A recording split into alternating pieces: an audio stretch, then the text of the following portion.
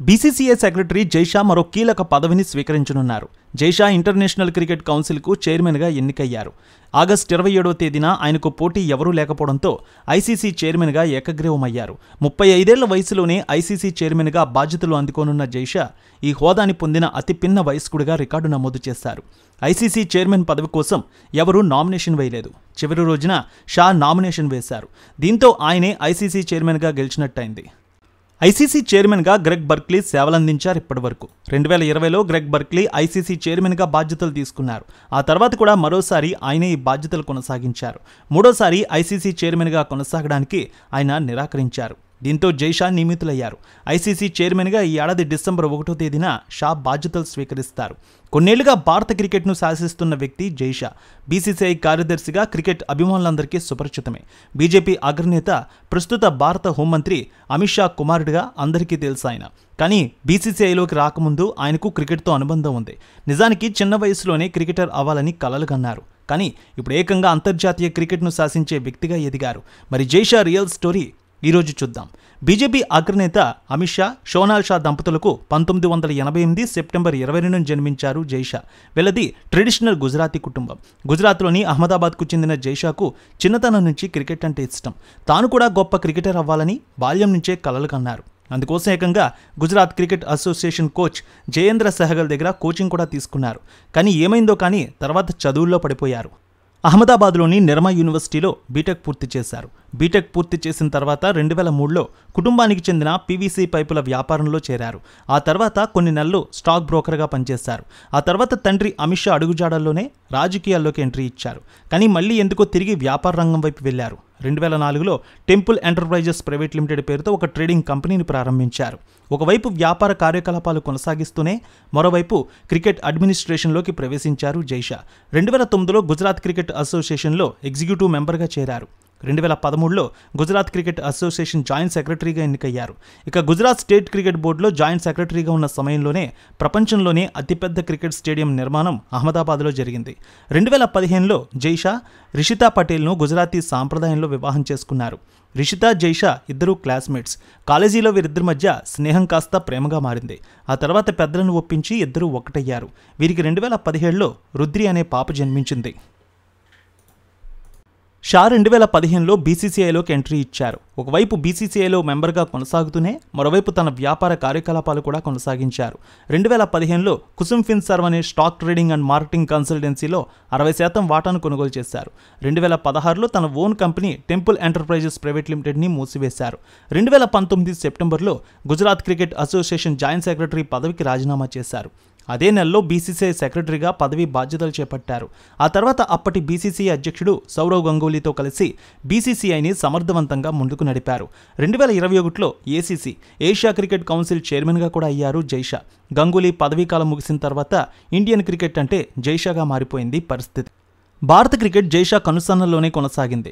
రోహిత్ శర్మ కెప్టెన్సీలో టీమిండియా 2024లో T20 world cup గెలుస్తుందని నమ్మి ఆ విషయాన్ని చెప్పిన మొట్టమొదటి వ్యక్తి జైషానే.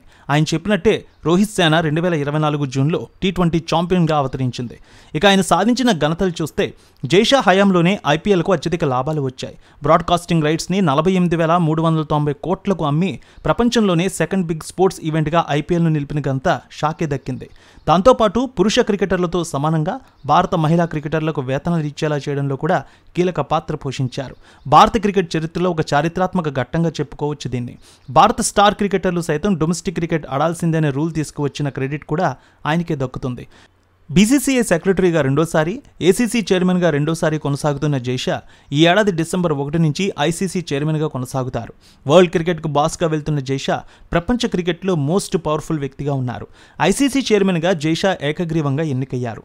ఈ ఎన్నికతో క్రికెట్ ప్రపంచంలో భారత్ ఎంత బలంగా ఉందో మరోసారి స్పష్టమైంది.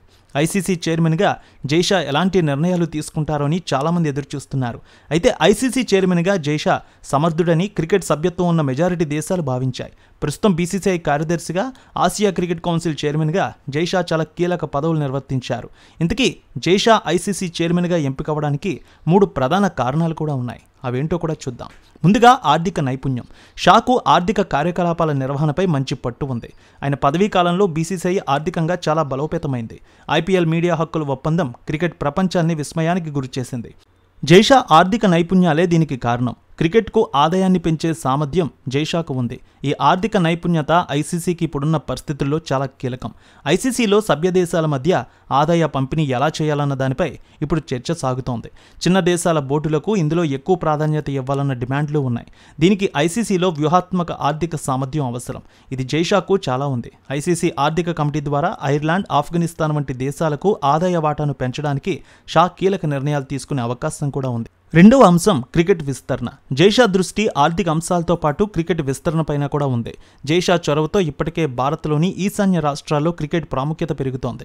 క్రికెట్ సౌకర్యాలను అభివృద్ధి చేయడం, సాంప్రదాయేతర ప్రాంతాల్లో క్రికెట్ను ప్రాచుర్యంలోకి తీసుకురావడానికి విస్తృత వ్యూహాన్ని అమలు చేసే అవకాశం ఉంది ఆయన.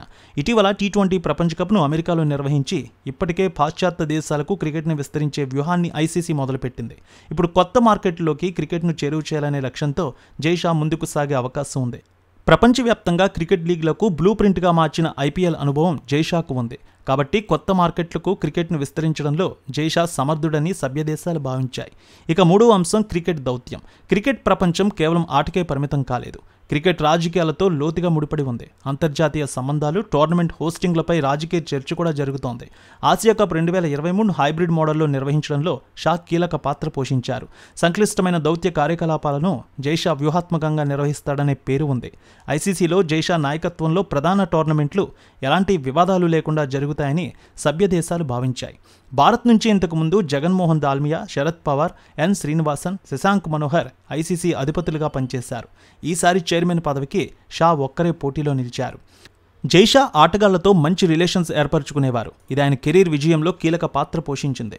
తనకన్నా ముందు పదవిలో ఉన్న వారిలా కాకుండా షా రోహిత్ శర్మ, కోహ్లీ, బూమ్రా వంటి టాప్ ప్లేయర్లతో వ్యక్తిగత సంబంధాలు ఏర్పరచుకున్నారు. ప్లేయర్స్ చెప్పింది వినడం, సపోర్ట్ చేయడంతో వాళ్లలో విశ్వాసం, గౌరవం సంపాదించుకున్నారు. కోవిడ్-19 ప్రపంచ క్రీడలకు అంతరాయం కలిగించింది. సో 2020-2021 సంవత్సరాల్లో షా నాయకత్వానికి సవాళ్లు ఎదురయ్యాయి. ఆయన ఇండియన్ ప్రీమియర్ లీగ్, ఐపీఎల్ కోసం బయో బబుల్స్ క్రియేట్ చేశారు. సో టోర్నమెంట్ సురక్షితంగా కొనసాగేలా చర్యలు తీసుకున్నారు. అలా షా క్రైసిస్లోనూ తన మేనేజ్మెంట్ స్కిల్స్తో పరిస్థితిని అద్భుతంగా మేనేజ్ చేశారు. కొత్త ఐసీసీ చైర్మన్గా షా అనేక సవాళ్లను ఎదుర్కొనున్నారు. పాకిస్తాన్లో జరగబోయే 2025 ఛాంపియన్స్ ట్రోఫీని పర్యవేక్షించడం మొదటి సవాల్గా ఉంది. భారత్ పాక్ గడ్డపై అడుగు పెట్టడంలో సమస్యలు తలెత్తవచ్చు. అంతకుముందు 2023 ఆసియా కప్లో ఇలాంటి సవాలే ఎదురైతే హైబ్రిడ్ మోడల్లో టోర్నీ నిర్వహించారు. పాకిస్తాన్, శ్రీలంక సంయుక్తంగా మ్యాచ్లు నిర్వహించాయి. ఈ అంశంలో షాకు అనుభవం ఉంది. ఛాంపియన్స్ ట్రోఫీకి కూడా అదే విధానాన్ని షా అమలు చేసే అవకాశం ఉంది. టెస్ట్ క్రికెట్ భవిష్యత్తును రక్షించడం, వన్డే ఇంటర్నేషనల్ ఔచిత్యాన్ని కొనసాగించడం, టీ20 లీగ్ల వృద్ధిని మేనేజ్ చేయడం షా లక్ష్యంగా పెట్టుకున్నారు. 2028 లాస్ ఏంజల్స్ ఒలింపిక్స్లో క్రికెట్ను చేర్చాలనే ప్రయత్నాల్లో ఉన్నారు. ఒలింపిక్స్లో భాగమైతే ప్రపంచవ్యాప్తంగా క్రికెట్ ఎదుగుతుందని, కొత్త అభిమానులను ఆకర్షిస్తుందని షా కూడా అభిప్రాయపడ్డారు. మీడియా నివేదికల అంచనాల ప్రకారం జైషా ఆస్తుల విలువ సుమారు 100 నుంచి 150 కోట్ల వరకు ఉండొచ్చంటారు. అగ్రికల్చర్ కమోడిటీస్ ఇంపోర్ట్ ఎక్స్పోర్ట్స్ చేసే టెంపుల్ ఎంటర్ప్రైజెస్ కంపెనీలో ఆయన డైరెక్టర్గా ఉన్నారు. ఇదే సమయంలో కుసుంఫిన్ సర్వేలో 60% వాటా కూడా కలిగి ఉన్నారు. ఐసీసీ చైర్మన్గా ప్రపంచ క్రికెట్లో ఆయన ప్రముఖ పాత్ర పోషిస్తారని క్రికెట్ వర్గాలు భావిస్తున్నాయి. ఈ పదవిలో జైషా నియామకంపై మీ అభిప్రాయాన్ని తప్పక కామెంట్ రూపంలో తెలియజేయండి. హాయ్ వ్యూయర్స్, ఈ బయోగ్రఫీ రియల్ స్టోరీ మీకు నచ్చిందని అనుకుంటున్నాం. ఈ వీడియో చేయడానికి మేము ఎంతో కష్టపడతాం. ఆ కష్టానికి మీరు ఇచ్చే ప్రతిఫలం ఈ వీడియోని లైక్ చేయడమే. ఈ వీడియో కనుక మీకు నచ్చినట్లయితే వీడియోని లైక్ చేయండి. అలాగే మమ్మల్ని సపోర్ట్ చేయండి. ఇలాంటి మరిన్ని ఇంట్రెస్టింగ్ బయోగ్రఫీస్ కోసం మా ఛానల్ని సబ్స్క్రైబ్ చేసుకోండి. అందరికీ ధన్యవాదాలు.